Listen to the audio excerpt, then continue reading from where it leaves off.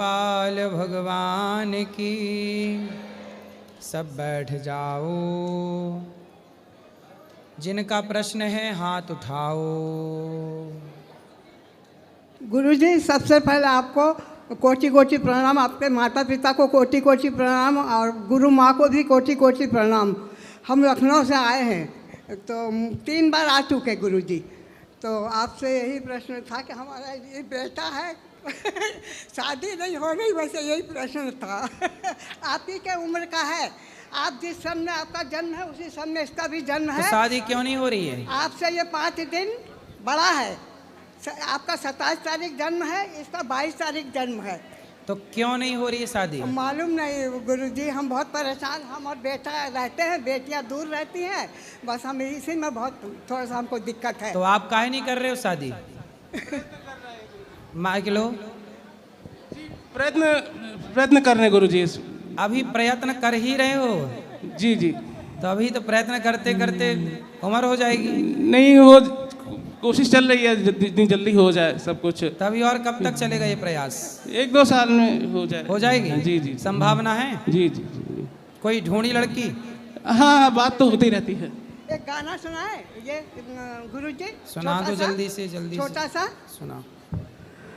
तुम ही हो माता पिता, तुम ही हो, तुम ही हो बंधु सखा, तुम ही हो, तुम ही हो माता पिता, तुम ही हो, तुम ही हो बंधु सखा, तुम ही हो। बहुत सुंदर मैया। जो खिल सके ना वो फूल हम हैं, तुम्हारे चरणों की धूल हम हैं, दया के देते सदा ही रखना, तुम ही हो बंधु सखा, तुम बहुत ही सुंदर, बहुत हो। बढ़िया, बहुत बढ़िया मैया, बहुत अच्छा गाती हैं आप।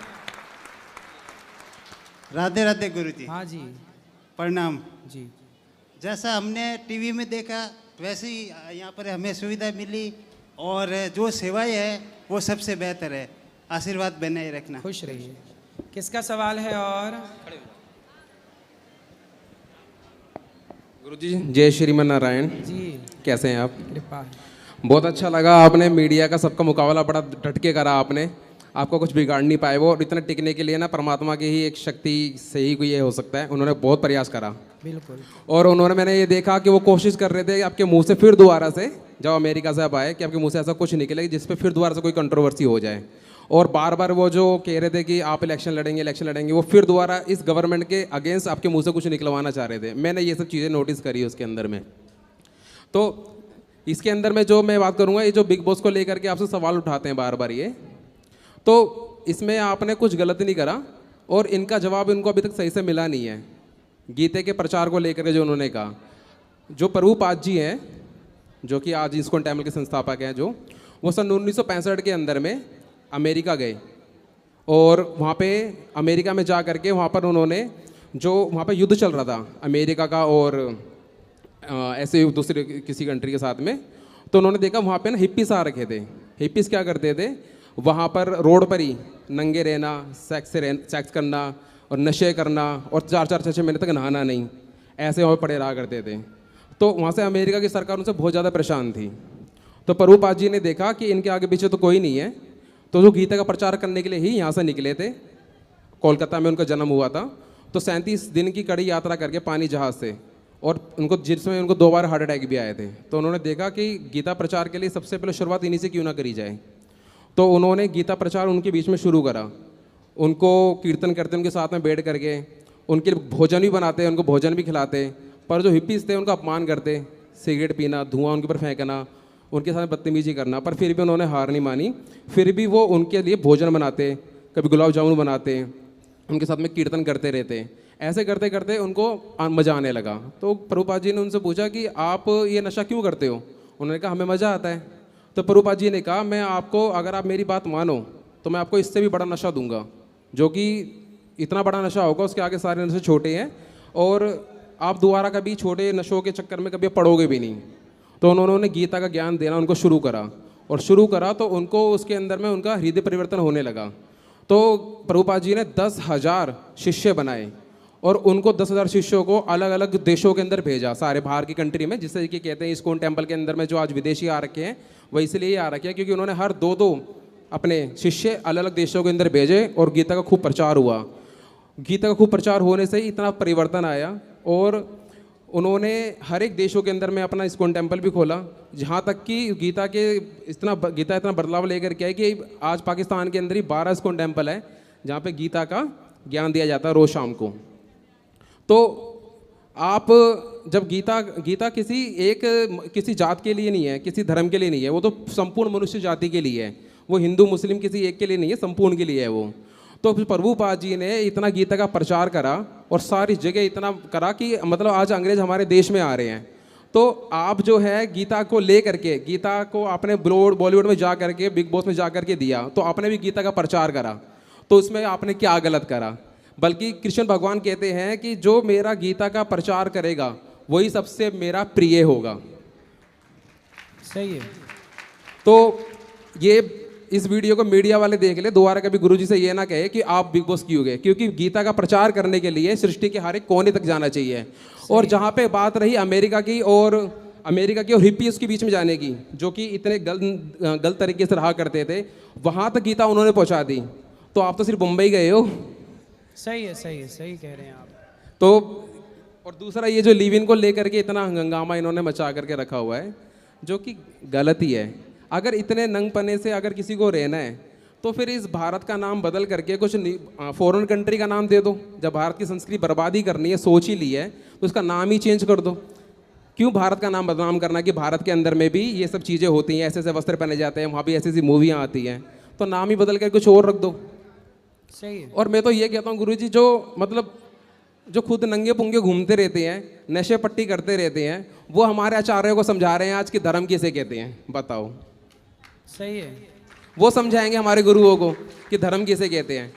जो इतना अब हर कोई जानता है कि जो बड़े बड़े लोग हैं उनका टर्नओवर करोड़ों के अंदर में होता है, और जबकि एक थाली भी उनके नाम की किसी दान में, किसी संस्था के अंदर में उनके नाम की नहीं दी जाती है। और जहाँ पे आपकी संस्था जो है इतने हज़ारों लोगों को खाना खिलाती है, शिक्षा दे रही है, आज आपने बताया कि आज हॉस्पिटल भी खुल रहा है, तो इतनी सारी आप सेवाएं चला रहे हैं जो कि लोगों से जो धन मिल रहा है उससे, और जिनका करोड़ों का टर्नओवर है वो अपने पास से एक भी दान भंडारा नहीं चलाते हैं और वो बातें करते हैं धर्मों की। सही है। उनको सोचना चाहिए, अपने अंदर झांक करके देखना चाहिए वो किसके बारे में क्या कह रहे हैं। और लीवन की अगर मैं बात करूं तो आज से कुछ टाइम पहले जो पुरानी पिक्चर आया करती थी उसके अंदर आप देखते हो कि बॉलीवुड ही दिखाया करता था। आज बॉलीवुड के इस बात को लेके कह रहे हैं, बॉलीवुड खुद दिखाया करता था कि जो पुरानी पिक्चरों के अंदर में जो हीरो के साथ में बिना विवाह करे जब स्त्री रहा करती थी, ये पिक्चर में दिखाया जाता था, तो उसको वहाँ पे समाज के लोग क्या कहा करते थे। शुरुआत तो राह से होती है, मैं पूरा वर्ड नहीं कहूँगा, मर्यादा को ध्यान में रखते हुए वो खुद ही कहा करते थे कि शादी बिना शादी करे तू उसके साथ में रह रही है, तू इसकी वो है। और आज बॉलीवुड खुद इन सब चीज़ों के अगेंस्ट जाके दिखा रहा है कि आपने ये क्या कह दिया, जबकि खुद ही उन्होंने ये सब चीज़ें दर्शाई हैं कि जो बिना शादी करे रहते हैं वो ऐसे रहते हैं। दूसरी बात ये टेस्ट ड्राइव की, जो लोग टेस्ट ड्राइव लेना चाहते हैं कि हम देख लें पहले ये कैसा है कैसा नहीं है। देखो, अगर आपके अंदर में कुछ गुण नहीं होंगे ना, आचार्य चरणों में बैठ के भी ज्ञान नहीं लिया होगा, आप ऐसे 50 भी ट्रायल ले लेंगे ना तो भी गाड़ी पसंद नहीं आएगी। सही है। ठीक है, जो हमारे गुरु चरणों के बीच में बैठ करके ज्ञान लेगा, बैठेगा, काम, क्रोध, लोभ, मोह, मद मत्सर, अहंकार, इन पे विजय पाएगा, संतोष की प्राप्ति होगी, सहनशीलता बढ़ेगी। मैं तो कहता हूँ कि वो अगर अंधे से भी शादी कर लेगा ना तो भी वो निभा जाएगा। सही है, सही है। आज बॉलीवुड ने सनातन को इतना नुकसान पहुंचाया है, और यही विचारधारा आज समाज में देखो, कुछ महिलाएं, कुछ पुरुष लिव इन का सपोर्ट कर रहे हैं, ठेकेदार बन के लिव इन सही उनको लग रहा होगा, मतलब गलत को खुलेआम वो सपोर्ट कर रहे हैं। कह रहे हैं कि कोई कैसा भी रहे आपको क्या, तो फिर बलात्कारी बलात्कार करे तो फिर कहे कि भाई हम जो कर रहे हैं हमें करने दो। यदि आज़ादी के नाम पर, अभिव्यक्ति की आज़ादी के नाम पे आप कुछ भी थोड़ी कर सकते हैं। इस देश में रहना है तो यहाँ पे सिस्टम के हिसाब से, सिद्धांत के यहाँ 2 सिस्टम, एक तो कानून के हिसाब से रहो, दूसरा भारत सांस्कृतिक देश है, तो यहाँ के संस्कारों के हिसाब से रहना पड़ेगा। यहाँ के संस्कार ये आज़ादी नहीं देते कि आप गलियों में खड़े होके और मनमाना आचरण करने लग तो जाएं। बॉलीवुड जो मीडिया वाले हैं ये बॉलीवुड वाले से जाके क्यों नहीं पूछते कि जिस तरीके से एक एक्टर्स ने नंगे होकर फोटो खिंचवाई और जितने भी एक्टर्स और भी हैं जो कि अर्धनंगन में गाने वाने शूट होते हैं, तो उनसे क्यों नहीं जा करके कहते कि ये भारत है, यहाँ पे हमारी संस्कृति है, यहाँ पे गंगा यमुना बहती है, सीता, राधा रानी, पद्मावत, झांसी जैसी स्त्रियाँ रहती हैं। सही है। तो इस तरीके के यहाँ पे ये वीडियो क्यों बनाते हैं, इस तरह की मूवीज़ क्यों बनाते हैं, ये सवाल ये उनसे जाके क्यों नहीं करते? ये इसलिए नहीं करते क्योंकि आपने जो कहा कि मीडिया गलत चीज़ों का प्रचार करती है, तो ये उसके वजह से आपके पीछे बढ़ गए ये कि गुरुजी सही बात कह रहे हैं, क्योंकि लोग कथाएं देख रहे हैं 3-3 घंटे, तो मीडिया की टीआरपी कम हो रही है। जो घर में टीवी चलती रहती थी, न्यूज़ चलता रहता है 3-3 घंटे के लिए, आज वो लाखों करोड़ों लोग जो हैं वो कथा चला के बैठे हुए हैं। सही है। तो मीडिया की टीआरपी कम हो रही है, तो सोच रहे क्यों ना गुरुजी को थोड़ा डाउनफॉल पे लेकर के आते हैं। फिर दो, और उसमें हुआ क्या, इसमें हुआ क्या कि जो भले ही कई सालों से गुरु बने हुए हैं, कई सालों से गुरु बने हुए हैं, वो आज तक कभी हमने देखे नहीं, तो आपकी बुराई करने के बहाने टीवी पे आ गए वो भी। सही है। तो कहते हैं ना, जैसे आपने बताया कि अगर गंदा पानी गंगा जी से मिल जाए तो वो भी पवित्र हो जाता है, तो आपकी आलोचना करने के बहाने ही सही वो टीवी पे तो आ गए। सही है, सही कह रहे हैं आप। तो आपके जो कार्य हैं सारे बहुत अच्छे हैं और वो जिंदगी ये चलते रहनी चाहिए कार्य। देखो आपके यहाँ पे आकर जनता के जनार्दन का जो इस बार आशीर्वाद था, उससे समझ गए बड़े बड़े न्यूज वाले, समझ गए कि भाई अब गलत नहीं परोसा जा सकता। लोग समझदार हैं ना, लोग समझ गए कि भाई मीडिया भी गलत खबरें चलाती है। अच्छी बात है प्रभु जी, कहीं सुनने को नहीं मिलती है, सिर्फ आपके चैनल के माध्यम से सुनने को मिल रही है। और किसी तरीके से खाने पीने का ज्ञान, रिलेशन कैसे होने चाहिए, इंसान के अंदर में अहंकार नहीं होना चाहिए, रिश्ते मजबूत करो, आपस में मिल करके रहो, ये अच्छे अच्छे संस्कार। और स्वास्थ्य को लेकर के जो आपने आयुर्वेदिक के 2 डॉक्टर और एक फीमेल डॉक्टर आपने बिठाई, आपने बताया कि इस तरह से खाओ पियो, तो इससे भी ना कई लोगों को दिक्कत है। जैसे अब डॉक्टर्स बता रहे थे वो आयुर्वेदिक, तो दिक्कत किनको होगी? डॉक्टरों को ही होगी इन चीज़ों से। आप जिस तरह से खान पीन का तरीका बता रहे हैं उससे आदमी स्वस्थ रहेगा, और स्वस्थ आदमी किसी के काम का नहीं, डॉक्टरों के तो बिल्कुल काम का नहीं। उनको तो चाहिए या तो अधमराना चाहिए में ना मरे में, क्योंकि स्वस्थ आदमी भी उनके काम का नहीं और मर गया तो वो भी उनके काम का नहीं, उनको चाहिए अधमराना, जिए न मरे। तो वही तो उनकी दुकान चला रहा है। सही कह रहे, सही है ये बात। कुछ लोग चाहते ही हैं कि आप अधमरे हो जाएं ताकि उनको पैसा, कुछ डॉक्टर ऐसे हैं। और दूसरी चीज़ ये जो आप ब्रह्मचर्य पे आप कहते हैं ना, आप बहुत ही ब्रह्मचर्य पे ही हमें रहना चाहिए। देखिए मैं भी गृहस्थ हूँ, हम महीने भर तक ब्रह्मचर्य से रहते हैं। हम ये नहीं कि विवाह हो गया तो इसके अंदर में लिप्त रहना हमेशा, नहीं। आपकी कथा सुनना, देखो वाइफ का ऑपरेशन हुआ था तो भी अपने बेटे को लेकर के मैं यहाँ पर आया, उनको घर पे छोड़ करके। तो ब्रह्मचर्य रहने से हमारा शरीर स्वस्थ रहता है, हमारी इंद्रियाँ प्रबल रहती है, बीमारियाँ हमसे दूर रहती हैं। और आप डॉक्टर के पास में जाओगे, बोलोगे कि मेरे शरीर में कमजोरी है, दिक्कतें हैं, दिख कम रहा है और मेरी मेमोरी सही से काम नहीं कर रही है, मेरे जोड़ों में दर्द है, इन सब का जो ज़्यादातर मोस्टली कारण होता है वो होता है ब्रह्मचर्य के ज़्यादा से ज़्यादा नष्ट करना। तो डॉक्टर कभी भी इस बात को आपको बताएगा नहीं कि आप थोड़ा ब्रह्मचर्य का पालन करो, क्योंकि अगर कोई ब्रह्मचर्य का पालन करेगा तो स्वस्थ रहेगा। और यही मेन वजह है इंसान को जो इसके कारण थोड़ा बीमार रहता है, सुस्त रहता है, और ये मेन वजह वो बताते नहीं है। सही कह रहे हैं आप। और आपके बताए हुए तरीकों से ना जो युवा सुधर रहा है ना, तो बड़ी बड़ी कंपनियों को लॉस हो रहा है। तो उनको लॉस हो रहा है, इसलिए वो टेंशन में आ रहे हैं कि अगर ये महाराज जी अगर ऐसे ही कहते रहे, युवा सुधरते रहे, तो ये हमारी जो प्रोडक्ट है जिससे हमारे शौक पूरे हो रहे हैं, हम बाहर की कंट्रियों में जा रहे हैं, समुद्र किनारे लेट रहे हैं, तो ये सारे के सारे शौक पूरे कैसे होंगे? सही है। संतों का धर्म ही है समाज की कुरीतियों को नष्ट करना। संतों का काम ये नहीं है कि माला झोली ले और जंगल चला जाए। जंगल जाएगा साधु तो केवल साधु का कल्याण होगा। साधु तो समाज के बीच में रह के समाज की हर बुराइयों से लड़े, वो साधु। बिल्कुल। और ये जो मीडिया बार पूछती है कि आपको किसने हक दिया, आपको किसने हक दिया, अरे जो हमारे कॉन्स्टिट्यूशन के अंदर में आर्टिकल 19A वो सबको परमिशन देता है स्पीच टू फ्रीडम की, तो हर किसी के पास फ्रीडम है बोलने की। सही है। तो वो कौन होते रोकने? हमें तो देखो हमारा धर्म इजाजत देता है, हमारे गुरुजन इजाजत देते हैं कि जाओ ये बात कहो, समाज में धर्म की बात कहो। सच कहना धर्म है, आप उसे स्वीकार करें ना करें। आजकल कुछ लोग इसी डर के कारण, कुछ लोग डरते हैं कि सच बोलने से कहीं कुछ मीडिया वाले ऐसा ना कर दें, वैसा ना चला दें। कुछ मीडिया वाले अच्छे भी हैं, समझते हैं बातों को, कुछ मीडिया वाले ऐसे नहीं समझते, समझ के भी अनजाने बने रहते हैं और संतों का अपमान कराते रहते हैं, करते रहते हैं। लेकिन आप जनता जनार्दन समझ गए तो अपने आप मीडिया को समझ में आ गया कि भाई अब हम गलत नहीं चला सकते। गलत को लोग समझ रहे हैं कि ये गलत कर रहे हो आप। गुरुजी, जो विवाह को लेके आप बताते हैं तरीका, उसके अंदर मेरा भी एक सुझाव है, जिससे कि आपके और मेरे जो विचार है बहुत मिलते हैं कि हमें जो बच्चों का विवाह करना चाहिए ना, वो सही उम्र पे तो करना चाहिए ये। क्योंकि जैसे आप कहते हैं कि बाप जवान होगा तो बेटा भी जवान होगा, तो मेरे ब्रदर की शादी ना हमारे सारे के सारे सिस्टम आपके बताए हुए तरीके से ही चले हुए हैं। 18 साल में हमारे ब्रदर की शादी हुई थी, जब उनकी सैलरी भी ज़्यादा नहीं थी, पर आज बहुत आपकी कृपा से आज हम बहुत बढ़िया सेटल हैं, हम बहुत अच्छे समाज के अंदर में अच्छे हमने इज्जत बना रखी है आपके बताए तरीके से कि अच्छे कर्म करो, समाज के अंदर मान प्रतिष्ठा बनाओ। तो आज वो उनकी शादी जो 18 में हुई थी, तो आज वो 34 के हैं और 60 ईयर का उनका बॉय। अगर बराबर में दोनों को खड़ा करो तो पता नहीं लगता कि ये बाप बेटे हैं कि छोटे बड़े भाई हैं ये। सही है। तो जब कमर ऐसे झुकने को हो जाती है तब जाके हमारा बच्चा हो, तो ये तरीका ठीक नहीं है।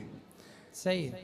और दूसरा ये कि जो विवाह का तरीका आपका बताते हैं कि विवाह कहाँ और कैसा करना चाहिए, टेस्ट ड्राइव की जरूरत नहीं है। विवाह हमेशा हमें वहाँ करना चाहिए कि जहाँ पे हमारे परिवार का देखा हुआ एक परिवार हो, जिसको हम जानते हो ये परिवार शुरू से कैसा रहा है, या हमारा ही कोई सगे संबंधी जानता हो कि वो परिवार कैसा है। क्योंकि आजकल जो बच्चे अपने मनमानी में आकर के लव मैरिज कर लेते हैं, जल्दबाजी में, माँ बाप की नहीं सुनते हैं, वो किसी ना किसी ऐसी जगह पे शादी कर लेते हैं जहाँ बाद में वो फंस जाते हैं, पछताते हैं, उनको ट्रांसफ़र कर दिया जाता है दूसरे देश के अंदर में और गलत कार्य उनके साथ में करे जाते हैं। तो शादी तभी सफल है जब हम किसी जानकारी वाले लोगों के बीच में करें कि जिनको हम जानते कई सालों से, वहाँ शादी होनी चाहिए। सही कह रहे हैं। तो सफल रहेगी वो। गुरुजी तो बहुत बहुत धन्यवाद। बहुत खुश रहिए। लो बात करो। सही कहा आपने, सारी बातें आप देखो चल भी रहे हैं धर्म से, ये बहुत अच्छी बात है। राधे राधे गुरुजी। जी राधे राधे गुरुजी। राधे राधे। मेरी मम्मी आई है साथ में। मम्मी के मैया मैया मम्मी चाहती है कि मैं अपना पिंडदान जो है जीते जी खुद करूं। नहीं, जीते जी नहीं होता। और कहती है मैं ब्राह्मण भोज भी कराना चाहती हूँ। क्या ये सही है या नहीं? संतों को भोजन कराओ, ब्राह्मण भोजन कराओ, भोजन तो कराओ सबको, कोई दिक्कत नहीं। पर पिंडदान सन्यासी करता है अपना जीते जी, और कोई नहीं कर सकता। मरने के बाद मैया आप जीते जी जो अन्नदान करोगे, सबकी सेवा करोगे, आशीर्वाद लोगे, उसी से आपका कल्याण हो जाएगा। बाद में बच्चे करेंगे सब। राधे राधे महाराज जी। जी मेरा प्रश्न है महाराज जी, ज्ञान होने के बाद स्थिति कैसे हो? ज्ञान होने के बाद स्थिति कैसी हो? ज्ञान होने के बाद मन पूर्ण रूप से भगवान में लग जाए और कुछ अच्छा ना लगे, यही ज्ञान है। कोई बात कोई बात कहता तो पिंच बहुत होती है। क्यों? कहने दो। अब ध्यान अब बातों में ना लगाओ, अब ध्यान पूरा भगवान में लगाओ।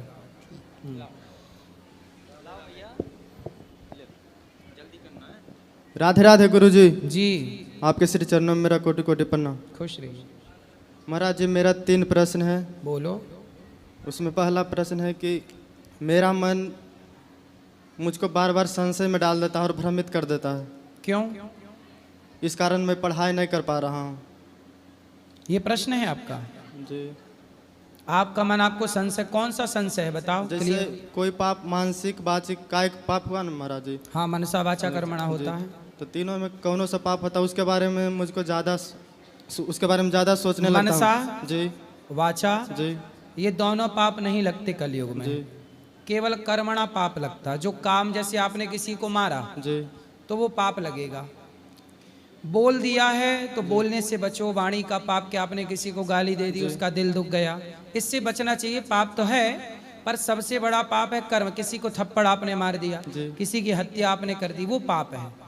वरना आप सोच रहे हैं कुछ, तो सोचने का पाप नहीं लगता। मानस पुण्य हो या नहीं पापा, कलयुग का यह परम प्रतापा। महाराज जी, मेरे साथ कुछ ऐसा पाप भी हो जाता है जो पता ही नहीं चलता है कि गलत पाप हुआ है कि नहीं हुआ। भ्रमित में रह जाता हूँ। क्या? जैसे जैसे महाराज जी, मेरे गांव में मैं तो चलता हूँ, हमेशा मैं सर झुका के, बड़ों के आगे सर झुका के चलता हूँ, ज़्यादा किसी से बातचीत भी नहीं करता हूँ। इस कारण मुझको लगता है कि मेरे इस स्वभाव से किसी को कष्ट ना हो जाए, घमंडी ये ना सब समझ। सुनो, ये सब चक्कर में ना पड़ो, इन बातों में कोई दम नहीं है। मन लगा के काम करो, जी मन लगा के काम करो, पैसे कमाओ, उस पैसे को कमा कर फिर सबको भोजन कराओ, किसी की सेवा करो, किसी का भला करो। महाराज, सिर झुकाना उठाना गलत ना करो, सिर झुका के चलने की जरूरत ही नहीं है। जी आप कोई गलत काम करें तो सिर झुका के चलें, बाकी आप नजरें मिला करके चलिए। आप अच्छे काम कर रहे हैं, नजरें मिला करके चलिए, बड़ों का सम्मान करिए, बात सही है, पर नजरों को झुका के ठीक नहीं है। तब पर महाराज जी मैं पढ़ने बैठता हूँ तो मेरे मन में अनेक प्रकार के विचार आने लगता है। कथाएं सुनो बेटा, ये सब दिमाग से हटाओ, पहले मन लगा के पढ़ो और काम करो। आपके पास दो चीजें होनी चाहिए, आपकी काबिलियत और आपके पास पैसा। उस पैसे से फिर आप समाज की हर सेवा कर सकते हैं। आज के युग में जिसके पास कुछ है उसी की बात लोग सुनते हैं, जिसके पास कुछ नहीं है उसकी बात कोई नहीं सुनता। महाराज जी मेरा दूसरा प्रश्न यह है कि समाज तक आप अपनी बात पहुंचाना चाहते हैं तो आपके पास कुछ होना चाहिए। दूसरा प्रश्न यह है कि महाराज जी जब आप बिहार आए थे तो मैं आपसे गुरु मंत्र लिया था, इसके पहले